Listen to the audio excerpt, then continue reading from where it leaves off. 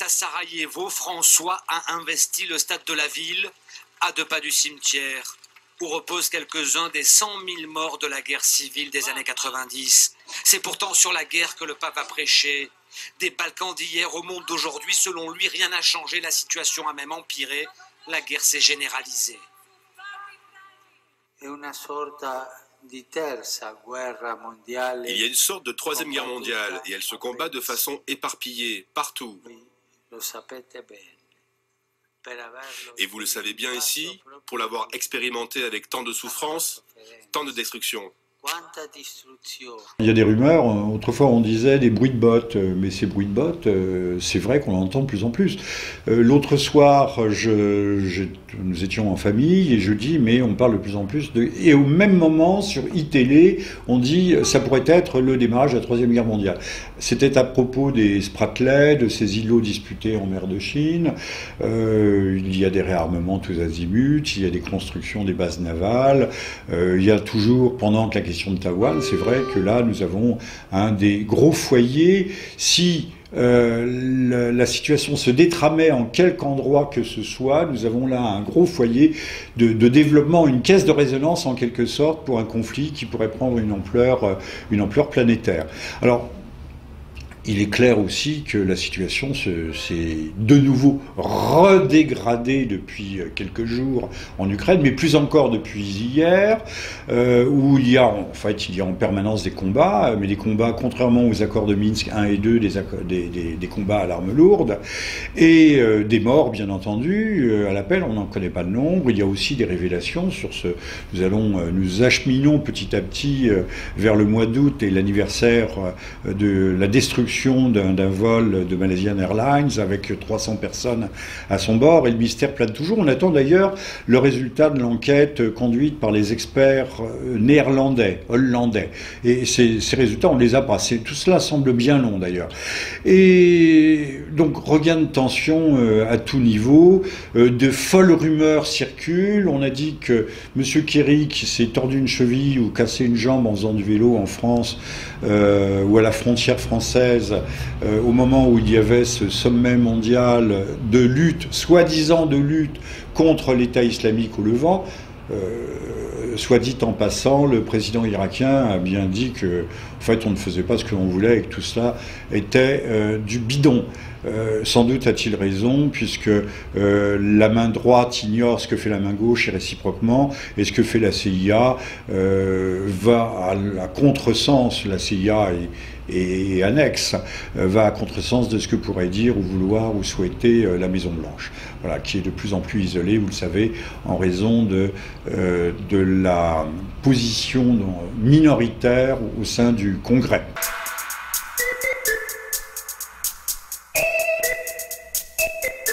L'Ukraine est un foyer de troubles considérable. L'Ukraine est restée, en tout cas la Crimée est restée en travers du gosier des européistes, des Américains qui ne veulent pas en démordre. La situation en Ukraine même est terrible. L'État est en quasi-faillite, c'est bien plus grave qu'en Grèce, malgré les aides internationales, malgré les armes qui arrivent, malgré les conseillers américains qui ne sont que des conseillers, mais qui sont quand même des conseillers armés. Le président Poroshenko est de plus en plus lui aussi isolé, mais c'est un jusqu'au boutiste. Et cet homme est dangereux, et cet homme est toujours soutenu. Alors, dérision des dérisions, on parlait, certaines voix sont élevées pour désigner M. Poroshenko comme éventuel candidat au prix Nobel de la paix. Je crois qu'il y a de quoi s'esbaudir. Alors, revenons, et un dernier mot peut-être sur l'Ukraine. Je n'ai pas eu le temps de vérifier l'information, mais on dit qu'il y aurait eu non pas rappel des réservistes, mais ni mobilisation des réservistes en Finlande, mais identification pour 900 000 réservistes, ce qui n'a jamais été fait depuis j'imagine, des décennies et des décennies. Je ne connais pas la date exacte du dernier rappel des réservistes. L'armée finlandaise, c'est peu de choses, mais ce sont des gens extrêmement combatifs qui l'ont prouvé face à la Russie soviétique. C'est 19 000 hommes en armes, mobilisables peut-être dans des délais assez courts, mais surtout avec la réserve, c'est une armée potentielle de plus de 300 000 hommes, 300 à 350 000 hommes. Donc cela compte, et je pense que c'est un élément tout à fait significatif et une alarme, une alerte, que la petite Finlande croit bon aujourd'hui de battre le rappel de ses réservistes. Bon, c'est un fait, c'est à vérifier, puisqu'il y a tant et tant de rumeurs qui circulent. Je parlais à l'instant de John Kerry qui s'était cassé la jambe, j'ai oublié de terminer. Il y a une super rumeur qui a circulé disant que Kerry se serait rendu sur une ancienne base américaine en territoire français, une base de commando, et que là, il aurait rencontré, non pas un Ouzbek, ni un Kirghiz, un Kazakh peut-être, non pas un Kazakh, un ancien commandant des forces spéciales d'un de ces États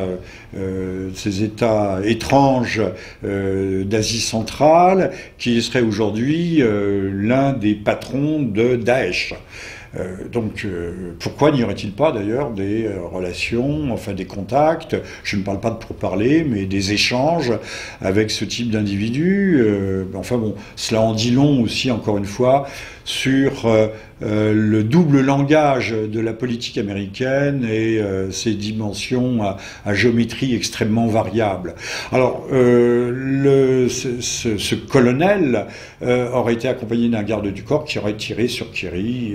Bon, apparemment c'est totalement faux, mais le fait que ce type de rumeur se diffuse est en soi intéressant, puisque a priori si la rumeur se diffuse, c'est que cette hypothèse d'une rencontre Kerry et d'un commandant militaire de Daesh n'est pas totalement invraisemblable.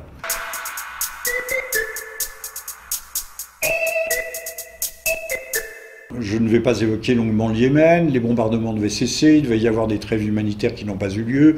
On utilise, et là aussi, chapitre des rumeurs, des armes terribles, puisqu'on a même parlé d'usage d'une arme à neutrons.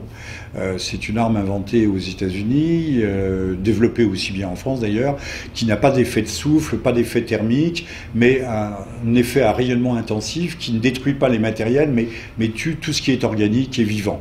Donc on a parlé de l'utilisation, qui aurait été un test, une arme prêtée ou utilisée directement d'ailleurs par l'armée israélienne avec des appareils, des F-16 maquillés.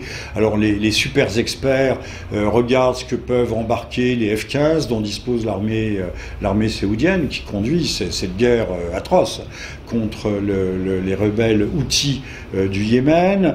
Seuls les F-16, on sait qu'il y aurait des F-16 aujourd'hui maquillés, fraîchement repeints, de façon à ce que les cocardes se confondent, enfin des immatriculations là aussi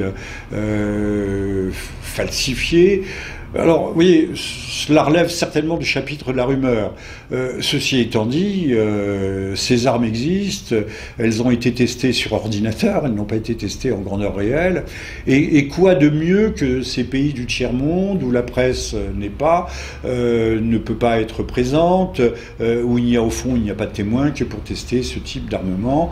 Et si on veut les vendre, d'ailleurs, les exporter, vous savez comme moi que les grandes nations occidentalistes sont de magnifiques exportateurs d'armes devant l'éternel. Je ne sais pas de quel éternel il s'agit, bien entendu. Donc là, si on veut vendre ces armes, il faut des vitrines, il faut les tester et avoir des résultats grandeur nature. Alors pourquoi pas? Personnellement, je ne le pense pas, mais là aussi, comme la rumeur de Kerry qui aurait écopé d'un ou de pélos dans la jambe ou ailleurs de la part d'un garde du corps enragé et fanatique, pourquoi pas ces rumeurs qui alimentent aussi cette psychose, cette montée, cette anxiété qu'on sent se développer chez des gens à l'esprit tout à fait rassis ou tout à fait conformiste. Nous sommes à l'heure de tous les dangers Et des experts, tant financiers, notamment des Américains, tant financiers que militaires, disent que les risques de guerre vont croître au cours du mois de juin, puis du mois de juillet, pour culminer au mois d'août. Donc nous serions au bord d'un conflit. Alors, rassurons-nous, les soviétiques, les Russes, ont des moyens de contrer certaines frappes stratégiques ou balistiques américaines. Des moyens, on ne sait pas, là aussi c'est sur le terrain que l'on verra la chose. Il pourrait y avoir effectivement recours à l'arme nucléaire, mais ça ne sera pas une guerre, ça sera une guerre dévastatrice, bien entendu, mais ça ne sera pas une guerre qui va s'étaler sur des semaines, des mois. Normalement, nous ne serons pas en 14, mais en 14, on croyait déjà que la guerre allait durer 3 semaines. Il faut ne jamais l'oublier. Donc ce sont des guerres de 40 secondes, des guerres de 50 secondes, des guerres de 50 minutes à la rigueur, avec des échanges de frappes sur des cibles extrêmement bien choisies, des frappes anti-force ou contre des sites industriels. Chacun teste, et peut-être même par pays tiers interposés.